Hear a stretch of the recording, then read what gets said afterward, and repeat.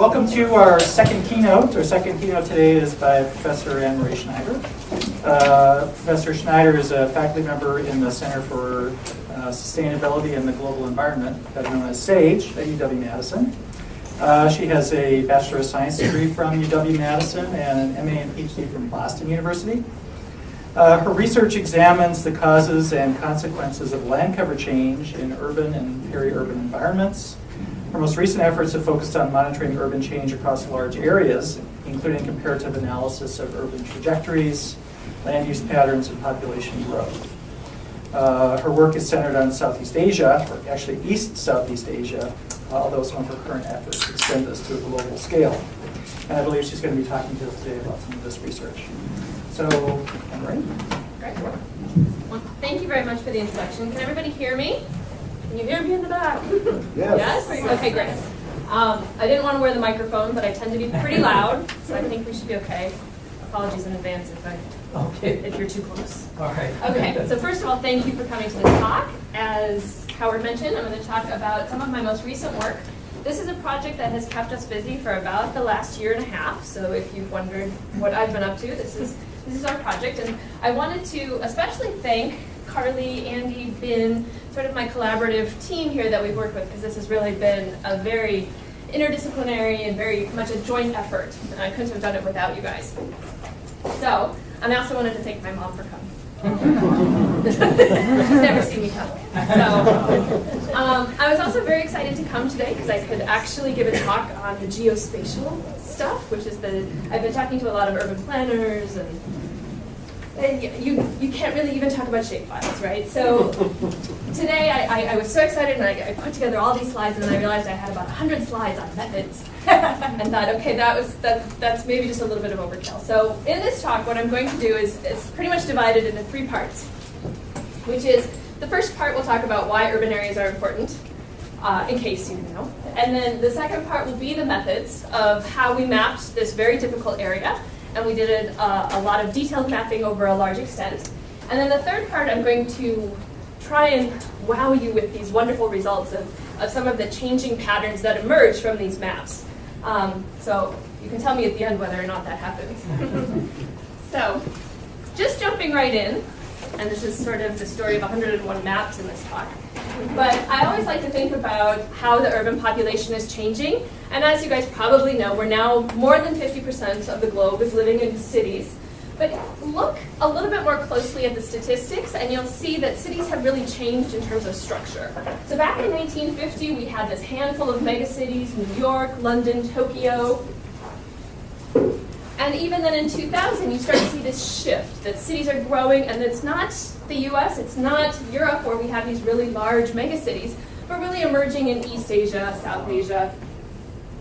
And then this was a projection at the time, it's now around the corner, but we have now a large number of these megacities, over 5 million people. So this is a completely different landscape than we had a couple decades ago.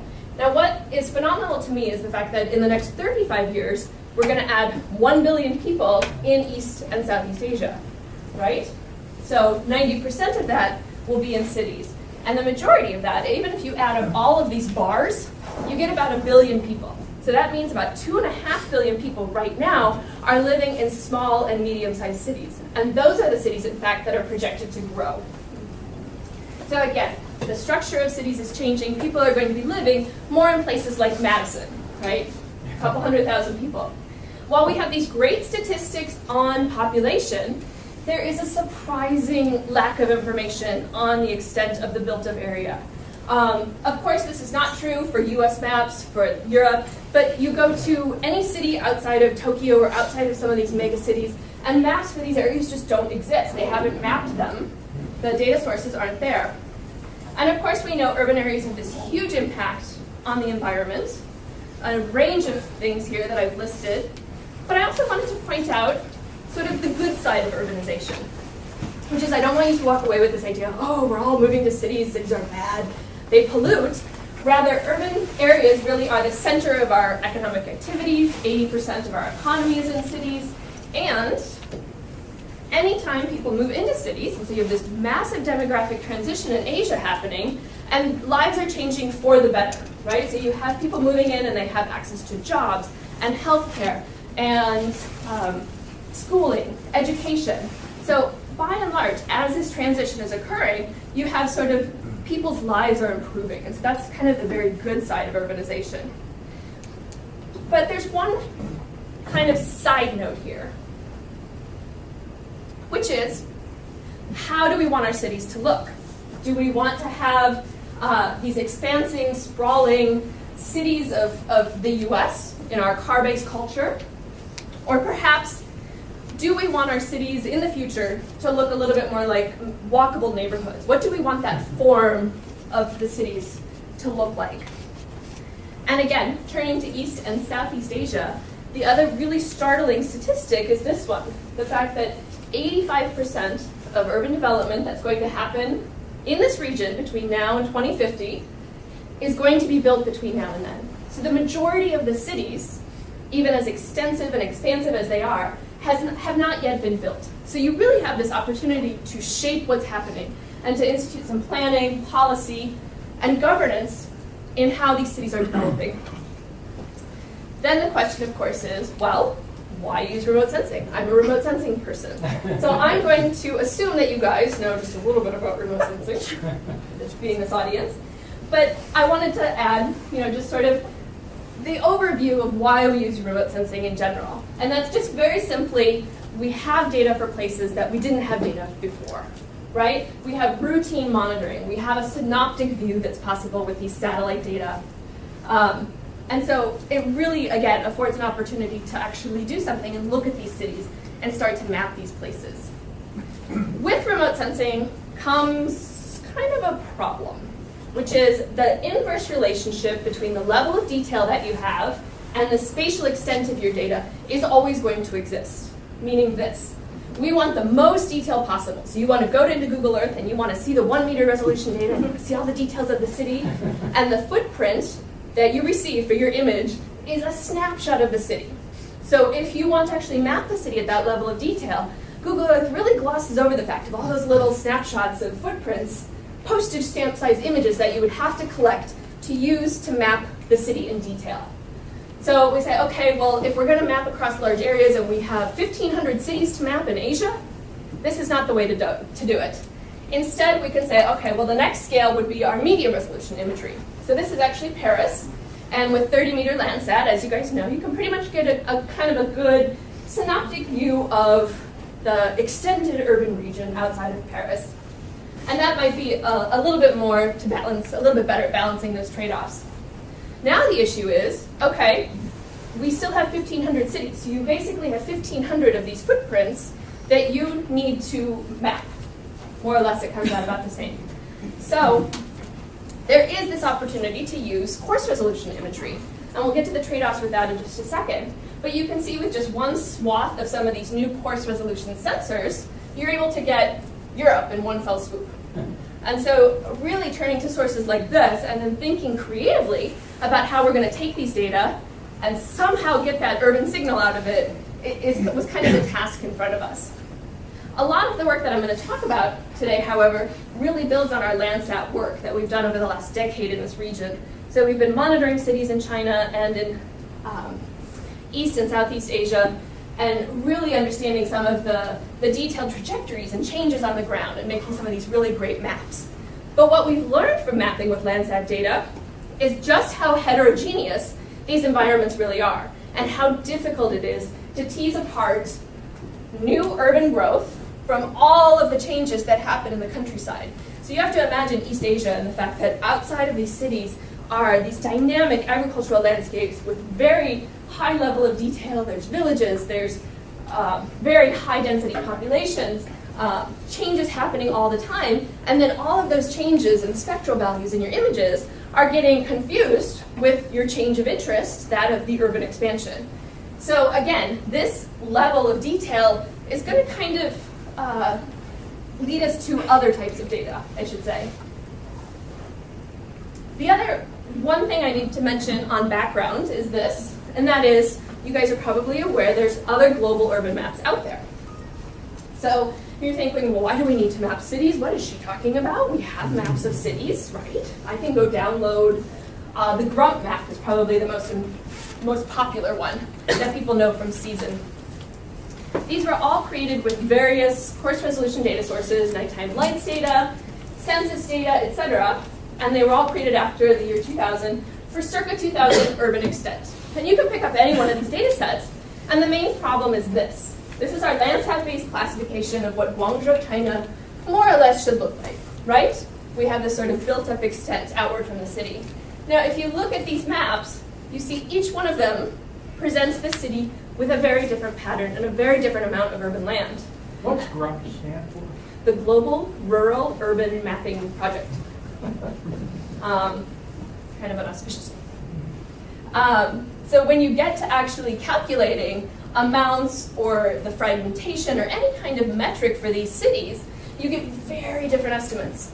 And just as an example, we created the Motifs 500-meter urban areas back in 2008, and we generate, there's about 650,000 square kilometers of urban land globally with that map. So it's about 1 to 2% of the total land surface. Grump, like I said, one of the most popular, has about 4 million square kilometers of urban land. That's the land area of India, extra, that it maps as urban. So they come up with an estimate of 3 to 4% of the globe is urban. So these are very different estimates. There's also one really big problem. Nobody has mapped expansion, right? These are all very static views. People use these for whatever kind of mapping of urban areas that they need globally or regionally, but with that big fatal flaw. So we said, okay, what can we do, building off of what we know about Landsat, what we know with MODIS and the methods that we've developed for MODIS data, how could we map urban change, this needle in a haystack, over large areas? And so I'm going to walk you through the process, and like I said, I had to get 100 slides, down to about 4, so we'll see how I do. But I'm going to give you kind of the broad overview and some details, but feel free afterwards if you'd like to ask me on any of the, I would say, the nitty-gritty or the behind-the-scenes processing. I'm happy to talk at length about it, because it's, the processing is so much fun. So, the data collection process, I'm just going to point out, at this stage we collected 2 different types of data. So we actually are going to use the MODIS 500-meter multispectral data, as well as 10 years of MODIS 250-meter vegetation index data. And these data, the one big advantage for this region of the world is this. We get, with these coarse resolution data, we get global coverage every 1 to 2 days.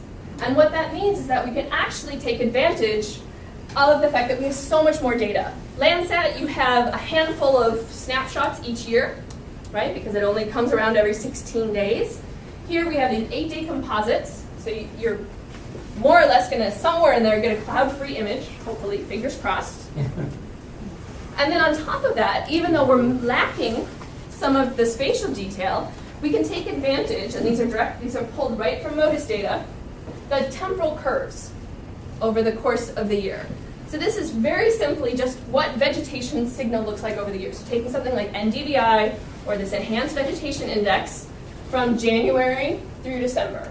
So if you look at something like agriculture or the forest, you see this very characteristic phenology curve, which you'd expect, right? Trees green up, you have a maximum greenness over the summer, and then they senesce, and that greenness declines over the course of the winter.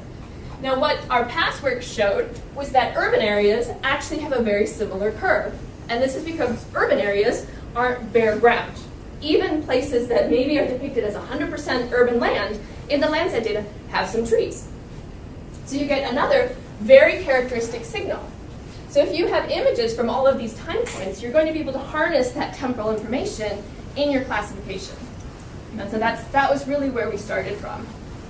Now, of course, we had, again, this thorny issue of cloud cover to deal with, right? We said, clearly if we use 3 years of data, we've got these 8-day composites, we'll at least get one cloud-free image.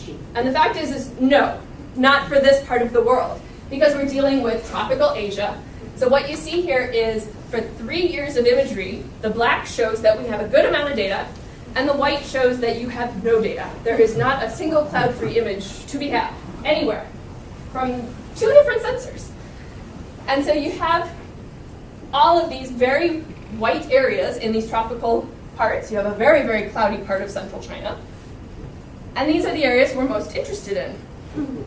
Of course.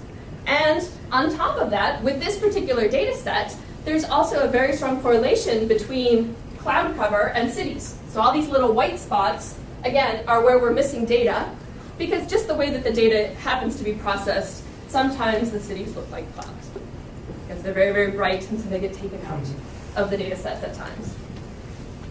So, where do we go from here? Sorry. The very first thing, or one of the very first things that we had to do was actually optimize for what might be the cloud-free time of year. And again, I'm glossing over the details of looking at these data and coming up with it, but this is just sort of a snapshot of going tile by tile with MODIS data and determining what would be our cloud-free time of year and prioritizing the data as such. So now that we've dealt with, okay, we have at least hopefully one cloud-free look, we have at least prioritized the season, now we're going to look at what about all of this information that's out there in urban areas. We don't need to start from scratch. There are other maps out there. So the other trick to this, maybe if you want to call it a trick, is to actually delineate a study area extent. We know that urban areas in remote sensing data are going to be bright, and as such, they're going to also get confused with mountaintops, or they may get confused with bodies of water. These are all things that we can take out of the equation, right? We don't need to be processing the imagery for mountaintops, because we know that after a certain elevation, cities are not on the tops of mountains. So we took every source of information that we could possibly come up with, city point data sets, etc., and merged it with our circa 2000 MODIS map. So we had this sort of raster-based map, and then we made sure that any data set in the world that said that there was a city, we incorporated it, checked it in Google Earth again, and tried to come up with, then by buffering, sort of what might be a very reasonable study area extent. And this is the result. We get this sort of white, that area that's in white. So we end up with about 70% of the study area just taken out. And so that's kind of a key here is, when you have to do something fast for your funding agency, you need to be thinking of how can we use what's already out there. And this was one way that we did it. So using this white area more or less as a mask on the data set. So we only process the data within these areas. The next step, okay, now we've got our data, we've got our study area extent defined, we're going to now get into the image processing with MODIS data. And here, of course, is where you have to get your hands dirty and say, okay, well, how are we really going to do this? And I'm going to talk about this in two steps because we have to do change detection here. But they're a little bit complicated because we took it apart. Normally, you would take your imagery, detect the changes from your series of imagery. We did something a little bit different, and that's based on one key fact, which is as cities develop, they do not go back. And what I mean by that is as that little spot on the ground is developed, it was farmland, it became an urban area, there's no point at which it's now going to go back to agriculture anytime in the next few decades, unless you live in Detroit. But more or less, we can pretty much assume that urbanization is unidirectional. So, using that fact, what we need is a really great map of circa 2010 urban extent. How are we going to do that? This, again, is where we have to get a little bit creative with our methods. Once we have that map, then we're going to work backwards and say anything within that 2010 urban extent that was vegetated or was not urban land in 2000, those are going to be our areas of expansion. So again, it's kind of thinking about a creative way to process these tricky data. And then I'll talk for a minute just about accuracy assessment. So I'm going to call those steps 1 and 2. Right? So generating that 2010 map is going to be step 1. So to do this, very quickly, we use machine learning methods. It's a supervised classification, meaning we use examples that we collect from Google Earth, very high resolution data, and we feed those into a computer algorithm that classifies those for these classes, so 17 class line cover map, and produces an output. And what we're really interested in there is the urban class out of that. And it's a boosted decision tree process. And of course, this is iterative. If you've done any classification or you've taken a remote sensing class, you know that you make your training sites, you make a map. And then you go back and make some more training sites and you make your map. And you keep doing this process until you get a better map or until you're satisfied with your output. So we did this and this is really based on our methods for the Motifs 500-meter map. We used a global set of training data that has been collected and cultivated and culled for the last 10 or 12 years. And here's the result. Bangkok, ta-da! What happens? Well, we get this really nice definition of the city. This is Bangkok. And then we get lots of confused urban areas outside of the city. So lots of promising results. And we thought, okay, what are we going to do in order to resolve some of these problems? Because we can't have all of this stuff out here showing up as urban land, unfortunately. And so this was the idea, again, of, okay, what data sources are out there? What can we use? And we're going to go back to this idea of just what those spectral signatures really tell us. And the idea is this. With multispectral data over the course of the year, the confusion that you get is between these mixed areas, right? You have sort of mixed urban centers with vegetation and buildings, and then these very dynamic landscapes. What do you have? A mix of some buildings and some farmland, typically, and a very mixed landscape. So that's where you get your confusion.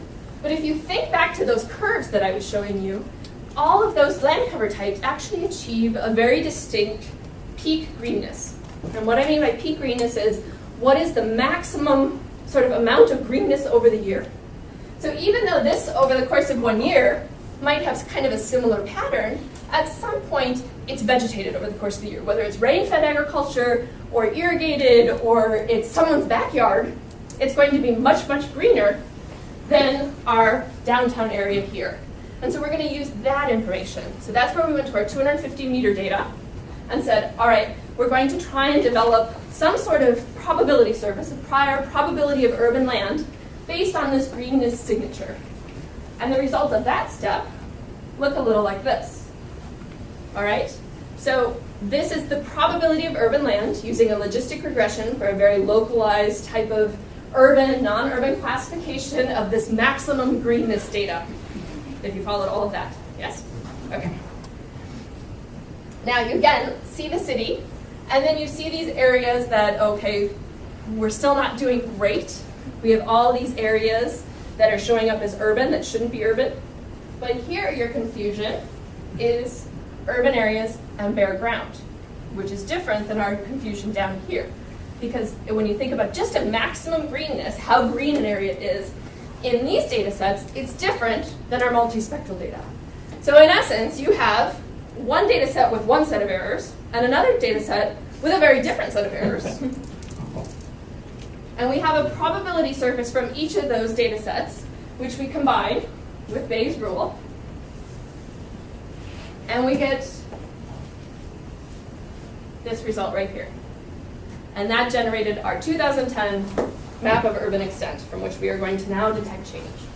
So that was sort of the big heavy lifting of this project, was trying to just get this really great map of 2010 urban extent, which we then went through and validated and did an accuracy assessment, cleaned up any issues, before we went on to our big step 2, which is, okay, now we need to find those areas of change, which is what we're really interested in.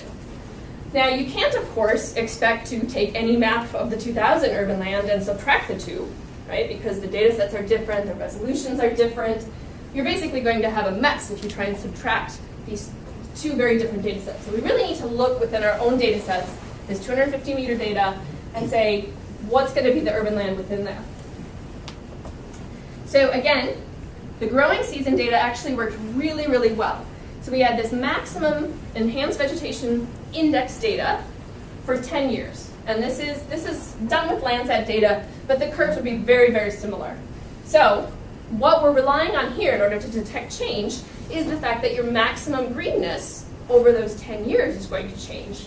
So if we take only one point in time, and so what you have here is, on the bottom you have 10 years, you have your enhanced vegetation index again, and let's look first at the green line. If you can see the green one that's right here, that has the highest peaks. That would be for a forest. Agriculture would be similar. You would have this kind of up and down over time for 10 years. You would expect 10 peaks. If you were to take the maximum greenness, you would take the top of those points, right? The top of those peaks. If you look at an urban area, that's the black. And again, it has that same sort of greenness curve, but it's lower. Its maximum greenness is going to be something less than that. The red dotted line then is a change area, an area that was agriculture that had this very high greenness over the course of time, was converted to a developed area. And of course, what do we do right away? We plant a few trees around the new buildings. So again, you get this sort of vegetation curve which comes back right away. Question? Yeah, in a tropical area, why is there so much seasonal variation? That's a very good question. This is Xi'an, China, and so this is actually a little bit more northern, just to demonstrate and kind of show you that sort of seasonality. Right. But even in places like Guangzhou and in a lot of these places, there was still a seasonality based on the fact that a portion of the vegetation senesced. So you do get a little bit of a curve. It's subtle, you're right, but these curves would be much, much less steep, is the word I'm looking for. So we do have quite a large temperate area. So the fact is this method does work really, really well in those temperate zones. And then it gets a little bit trickier in the tropical areas. So what we're looking for then is to feed into our classifier all of these maximum vegetation for each year, and then let the classifier tease out the ones where this drop occurred. And that looks a little bit something like this.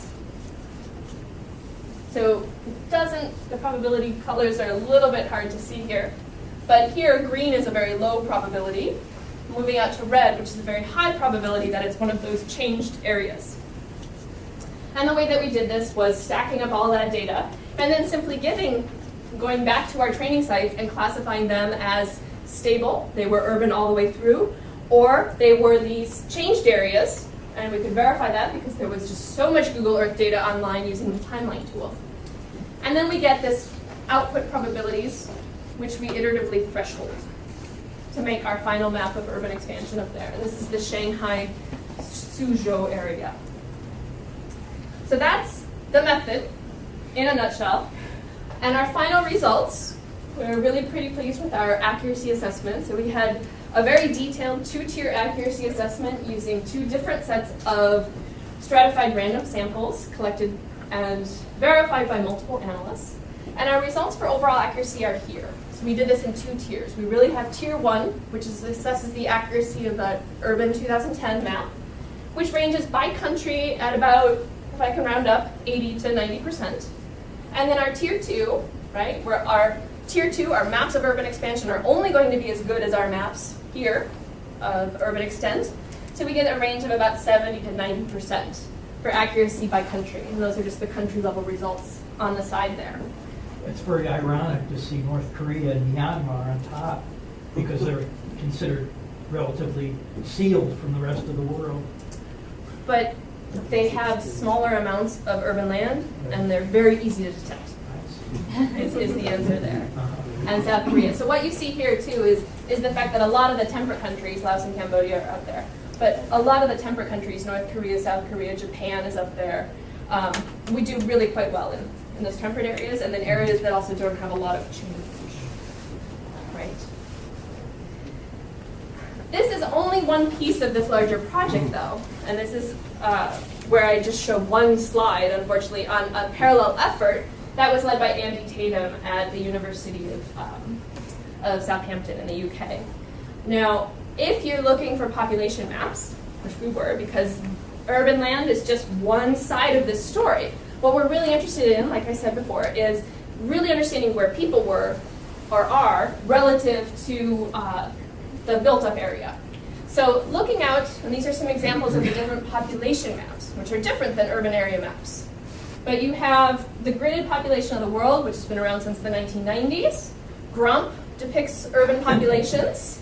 And then you have, if you're going to go out, and what I think is one of the very best sources out there is a project that started out as Afropop, and then they turned into AsiaPop, and now with large amounts of funding, they have WorldPop, some of the really best gridded population data sets out there. They're at a high resolution, about 100-meter resolution, very robust methods. They use data sets from multiple time points, multiple collection agencies.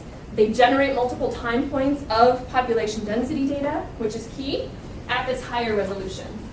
What this allows us to do is something very, very important for the analysis side of this work, which is if we were to collect population data for what is now our built-up area, you would have a municipal boundary, which might be this little tiny blue boundary here. And that's what you would have, and these boundaries vary city by city. And this has always been the most unfortunate side of doing anything with urban studies and urban populations, is the fact that the boundaries vary, so you're always comparing apples and oranges when you have these populations, because sometimes the boundary is really large, and sometimes the boundary is very constrained. Boston is a good example, where if you look at just the metropolitan area of Boston, it's 800,000 people. But if you've been to Boston, you know that the urban region is 4 million people. So it's how you count the people within that area. What we wanted to do was actually count the people that corresponded to what we now know is the built-up extent for each of these cities. So this is what we did. We went in and we drew an agglomeration boundary. I'll discuss that in just a second. And then calculated from these very detailed gridded population maps the population that fell within our urban extent. So we were able to get an actual urban population, not just what the city or the municipal area considered its urban population. And then within that boundary, we extract the population as well as the urban extent in that larger boundary and come up with one total. And of course, here's the results. And it's obviously very difficult to view in detail at a regional scale, but I always like to show a great big map for the area that we covered. It's not as wowing as the nighttime lights data, but I still think that the maps are really pretty cool. And we have some really key trends here when we start to look at urban land and urban population. So this is this third part now where we're going to talk about, where I'm going to talk about the results, what we actually found. So we found that urban land in this area increased 22%, which is over 10 years, which is a pretty astounding amount. That's about the land area of Taiwan that was added to already the existing urban land. And the urban population, however, climbed about 31%, adding 231 million people. The urban population of the United States is 250 million people, more or less. So you more or less are adding the entire urban population to these 15 countries of the US. So it's an astounding number of people that are still in this demographic transition moving into cities.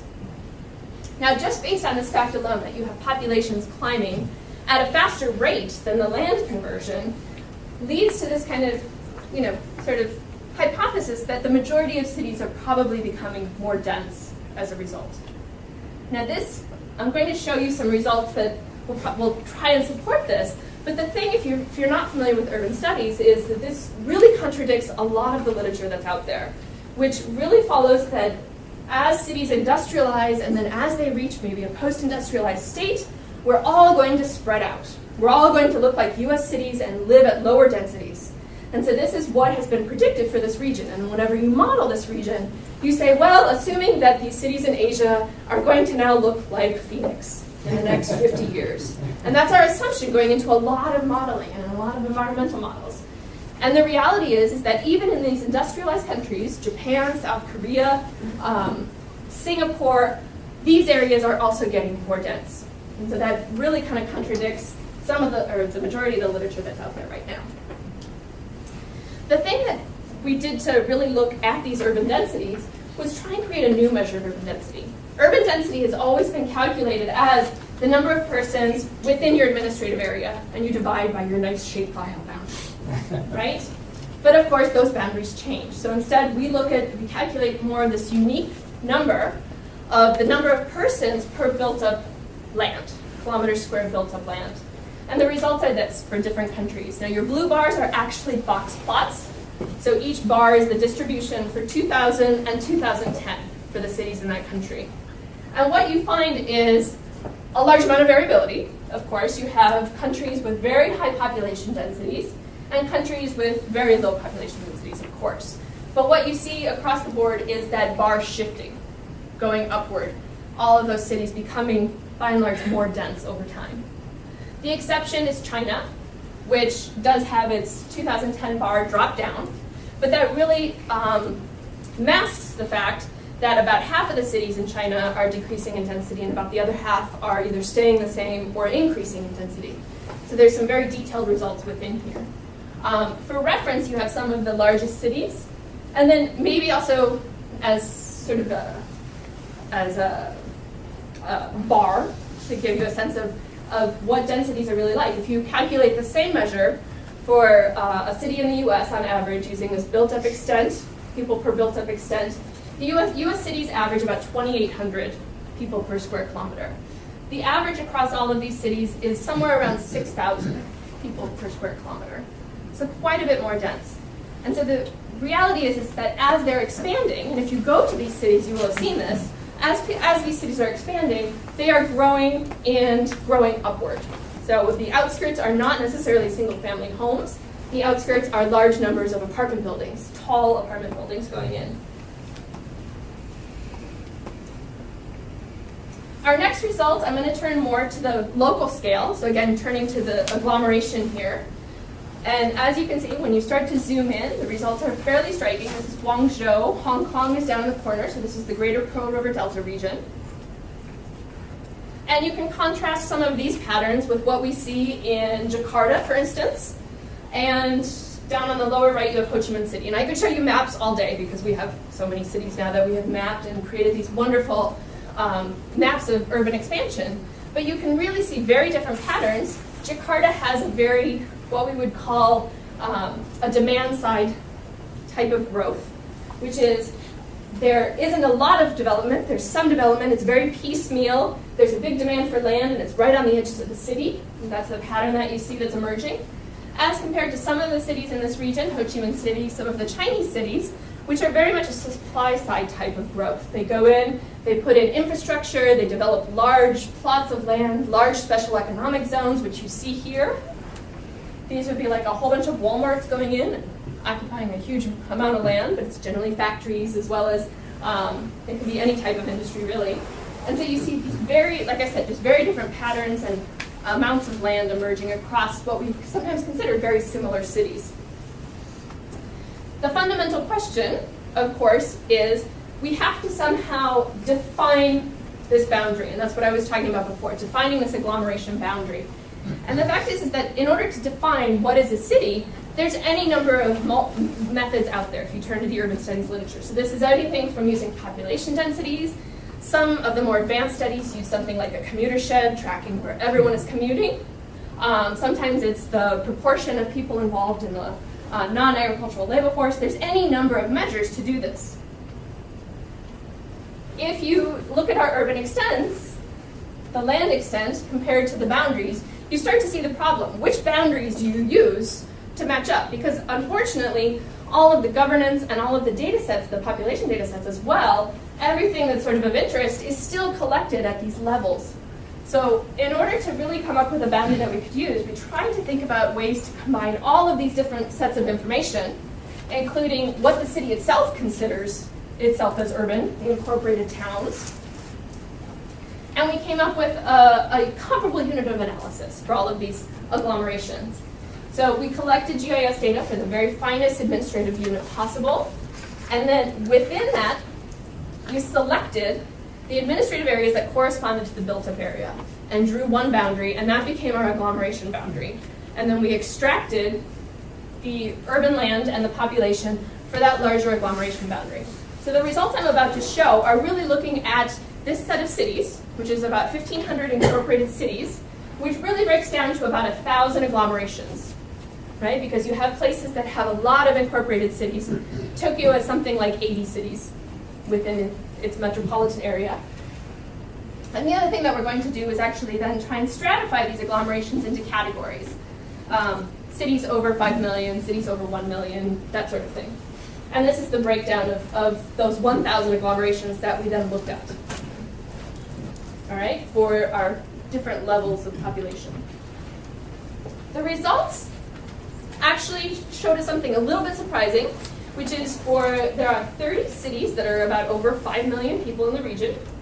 And amongst these 30 cities, they account for about 1/3 of the urban land and urban population in this region. And so that's a pretty large amount when you consider all of these 1,000 agglomerations that we have. And so I've depicted here these top 30 cities. This is urban population with the change shown in the dark blue, and urban land on the top. And just within these sort of 30 city results, again, there's some interesting things that have emerged.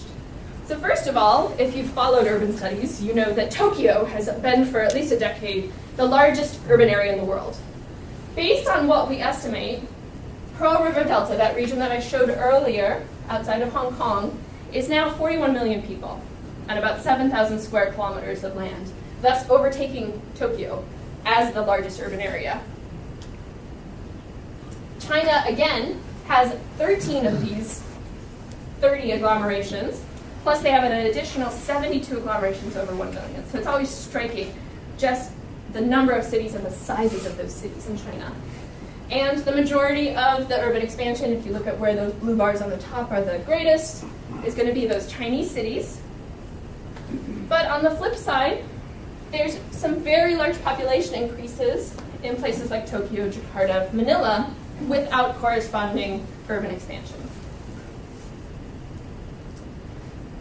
Finally, we can look at this sort of lower tier of cities, so the smaller cities in the region, right? So we looked at the kind of the 30 big ones.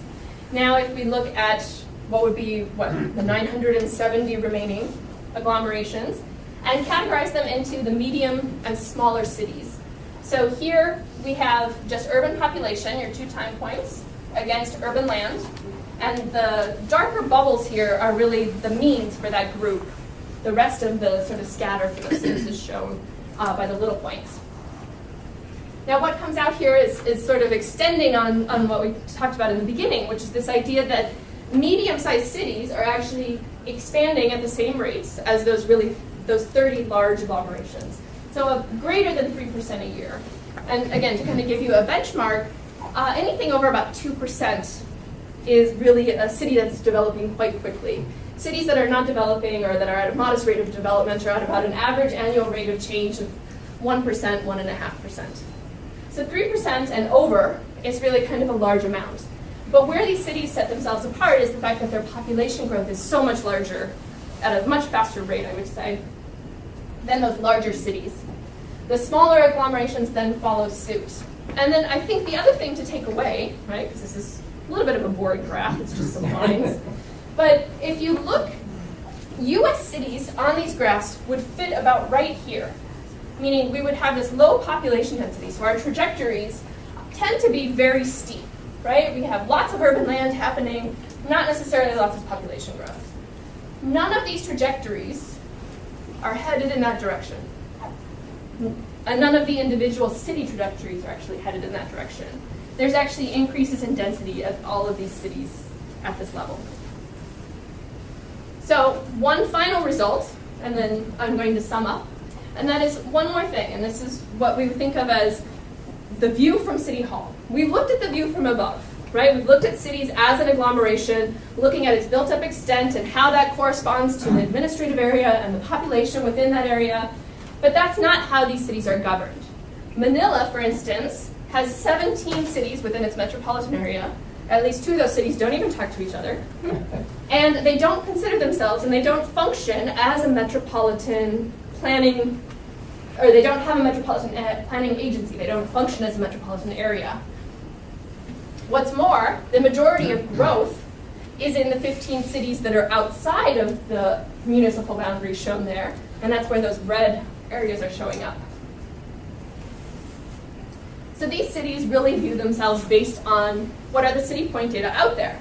So we went back to our data sets and said, okay, well, let's calculate growth for these city points, for all of these cities, and look at it with respect to the 30 large agglomerations. And I'm going to show you a sample of what we calculated.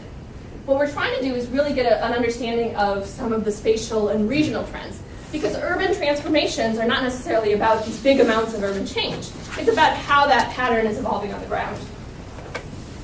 So very quickly, these are the results. So along the x, you're going to have your distance from the metropolitan area. So these, again, are really big 30 major metropolitan areas. And then each of those bubbles are the different size cities. So you have your large bubbles and your small bubbles. And again, your average annual rate of change. So for some of these places, you can see this trend emerging that if you're closer to the city, you have much greater rates of change, which is what you would expect, right? Smaller cities that are near big cities are going to grow. But what we could also look at with these results is this gray line. So the gray area is the core administrative area, right? The boundary that's out here is really more the agglomeration, or this is sort of the extended region, right? So that's not governed as an extended region.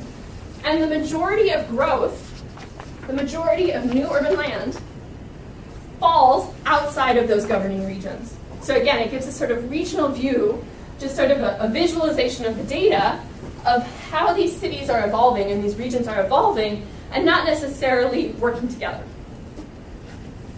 And then you can also see there are some distinct urban topologies that are coming out of this. So the summary. Urban growth has increased in scope and scale and complexity over these last decades. We have a number of country-level results that really confirm what we know is happening at an economic and social level in these regions, as well as we can really start to tease apart country-level results for countries that are rapidly urbanizing, that are moving from about 20% urbanization to these 50%, and will continue to urbanize over the next decade at a very fast pace. We also have these city-level results that the small and medium-sized cities are growing, and their populations are growing at faster rates. And the fact that we know that the planning and management of these areas is going to be key for this century. And what you really have to think about is how, as these cities are evolving, how are these cities going to start working together and functioning to provide services to these populations that are coming in at a rapid pace? Or, on the other side of the coin, how are they going to provide some sort of, or reduce the level of fragmented governance, is how I would put it. And this is just my little blurb at the end here, that we live in this very interconnected world. So what's happening in these areas affects all of us. I have just one more slide here, which I wanted to put up here, which really summarizes the geospatial side of things. So going back to our methods and what we sort of found in trying to complete this project. And the results are this. There's a number of opportunities and challenges. The opportunities with remote sensing data and the number of data sets that are out there, we have this synoptic view. We can start doing comparative analysis, which wasn't possible in the past. We can do more routine monitoring of change. But as I've tried to emphasize, it really involves, and if you've dealt with GIS data in the past, a certain level of creative thinking about how you're going to pull these signals out and map these very difficult, very dynamic, heterogeneous spaces. There are many, many sources of data becoming available, so I see data fusion as really hitting the scene a little bit stronger in the future, as well as combining remote sensing, population data, and all those new unique sources of data like Twitter feeds, which could help us really augment our remote sensing sources in a whole new way. The other side of this is just to remember, it takes a village, right? The more that you can work with folks and combine your efforts, I think is going to be sort of the next wave, or what we know is the next wave of mapping efforts. The challenges that remain. Definitions matter. This is with any land cover classification, with any land cover application, whether it's forest, agriculture, etc. How you define what you're looking at is going to affect how you map it. There's always going to be difficulty in characterizing these very mixed spaces. With the trade-off, no matter how many satellites we launch, we're always going to have that trade-off in spatial detail and aerial coverage. So as we're able to process more and more data, hopefully we'll overcome that. And then also just the fact that we need to be able to peer through clouds in some way in the future. Because that has plagued this project. So I'm going to end there. And give special thanks to my whole team for all of their support and effort on this project. So thank you for listening.